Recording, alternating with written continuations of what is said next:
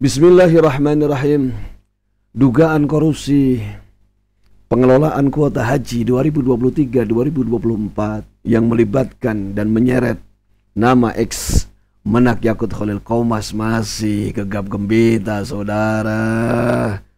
Masih ramai menjadi sorotan publik. Masya Allah. Ini menjadi kasus yang memalukan. Ini menjadi kasus yang memuakkan. Masya Allah. Kita bisa lihat dalam teks yang ditampilkan oleh Tribun Jateng ini. Ex Menak Yakut Khalil diteriaki maling usai diperiksa 7 jam di KPK terkait korupsi haji. Ya Allah, hancur tuh marwah tuh. Hancur tuh wibawa tuh. Muka mau disembunyikan kemana itu. Bahkan tidak cuma diteriaki maling, bahkan diteriaki neraka. Kita tentunya familiar dengan Gus Yakut ini. Gebuk, nah, ini tagline yang sangat fenomenal dan monumental, Masya Allah, yaitu pernyataan yang selalu dialamatkan kepada sesama anak bangsa, anak negeri, yang dilabeling yaitu radikal, yang dirasa mengganggu Pancasila menurut versi beliau, yang barangkali sejatinya adalah berbeda dalam garis politik dan arah politiknya. Dan beliau ini berikut pergerakannya kita dapati membubarkan pengajian-pengajian yang dirasa radikal, sekali lagi berdasarkan kacamata pandang beliau dan pergerakannya ini. Dan beliau merasa bahwa yang kita dapati beliau adalah sebagai seorang Pancasilais sejati. Tapi nyatanya maling juga. Narasi ini tentunya bukan narasi saya. Ini adalah narasi yang kita sama-sama simak, yaitu daripada KPK. Dugaan itu berarti kan dhon. Dhon ini kan bukan sekonyong-konyong. Dhon ini ya memang istilahnya, menurut hemat saya sejatinya ya memang clear deal.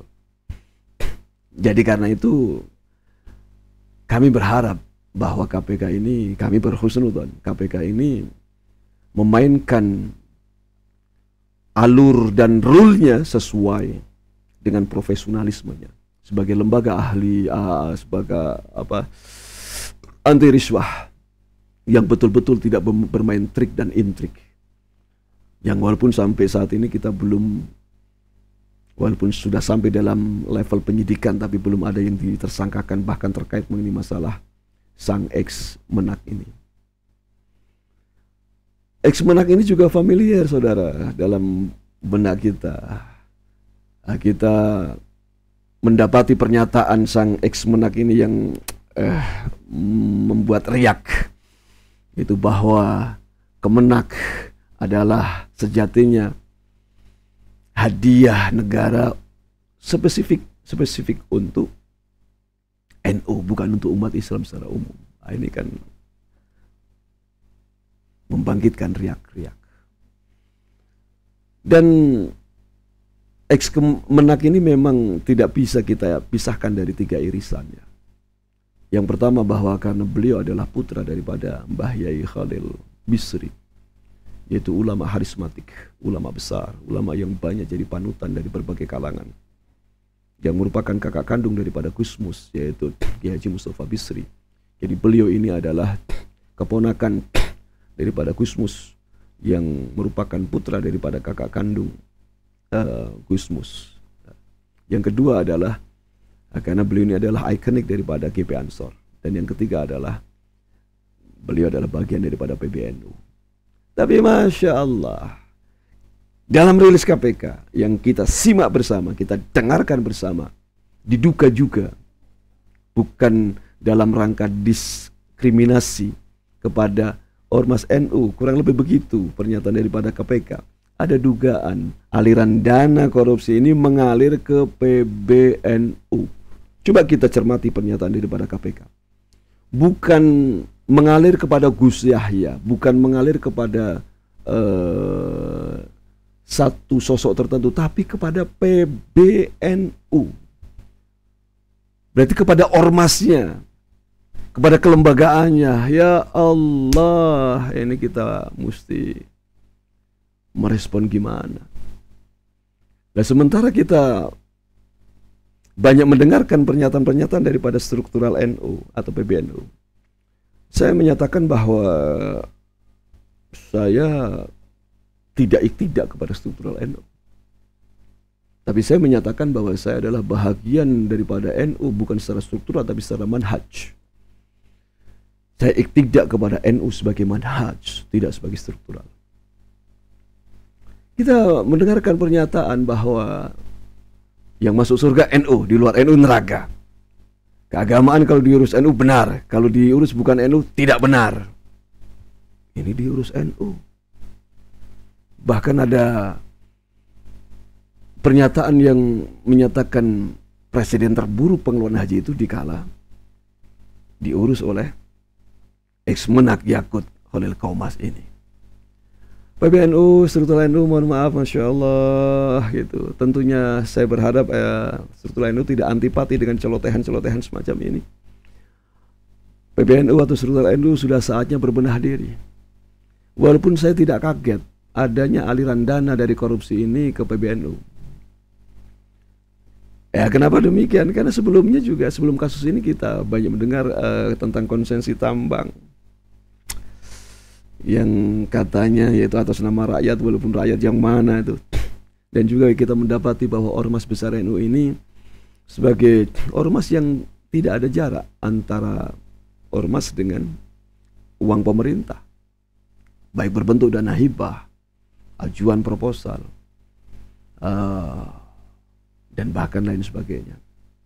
2021 di Jawa Barat itu ada dana bantuan operasional COVID yang non ajuan. Jadi kelembagaan taruhlah pesantren yang sudah namanya terdata di Kemenak itu otomatis mendapatkan 25 juta untuk pesantren yang di bawah 100 santrinya dan 50 juta. 25 juta untuk yang di bawah 100 dan 50 juta yang di atas 100. Kami mendapati bahwa kami dapat SK itu dari mana? Dari struktural NU. Dan walaupun kami tidak mendapatkan seperak pun raib, siluman mana yang meraibkan itu. Bahkan ada beberapa teman kami yang memang pada akhirnya dana itu tidak bisa dicairkan dan sudah ada siluman yang meraibkan. Tentunya kita tidak mengalamatkan ini kepada keormasan yang tidak punya irisan dengan kepemerintahan. Pastinya itu adalah yang punya irisan dengan kepemerintahan. Dan beberapa dekade ini kita juga mendapati NU sebagai ormas yang besar terngiangnya dalam alam bawah sadar kita adalah ormas yang besar sebagai aspirasi, nilai aspirasi, sebagai pemanis, sebagai aksesoris ketika dibutuhkan aspirasinya, bukan sebagai inspirasi.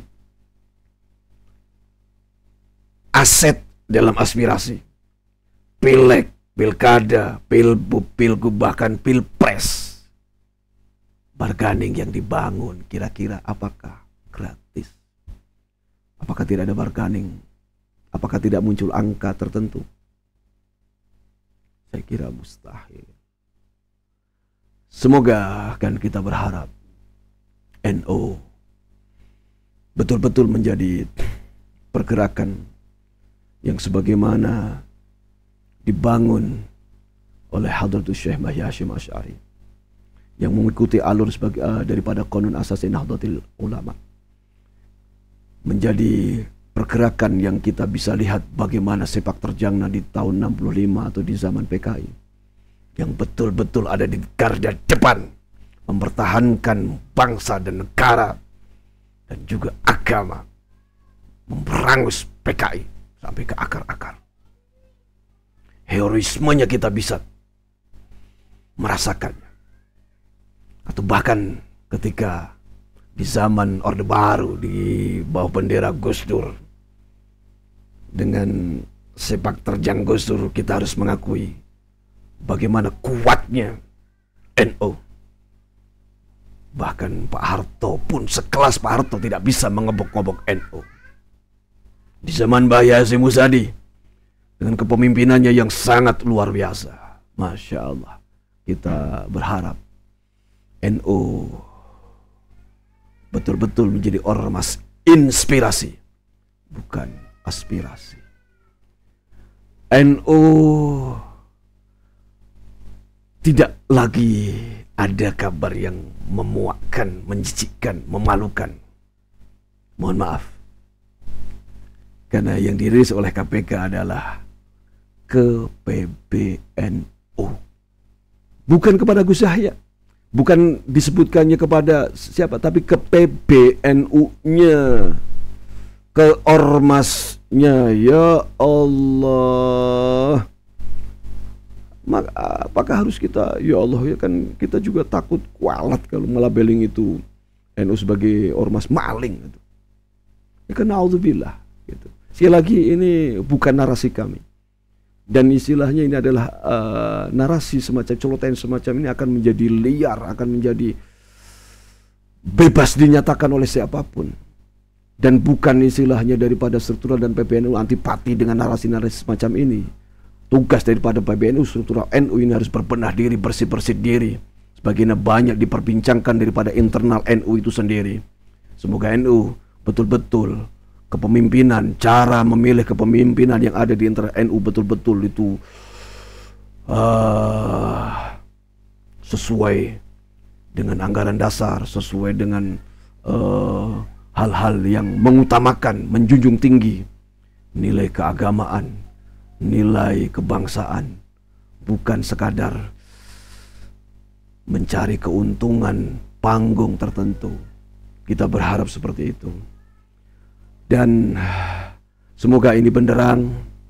Sekali lagi, KPK, kita husnudon, kita berharap KPK berpijak kepada rule dan alur sebagai lembaga anti riswah yang mengutamakan nilai profesionalisme, yang betul-betul tidak bermain trik dan intrik, sehingga bisa segera menetapkan siapa yang mesti tersangka, siapa yang mesti terdakwa, siapa yang mesti terpidana daripada kasus besar yang merugikan negara sampai 1 triliun 7 juta per hari konon yang didapatkan oleh Gus Yakut ini. Masya Allah, kita untuk mendapatkan 7 juta untuk kalangan awam bisa 1 bulan atau 2 bulan.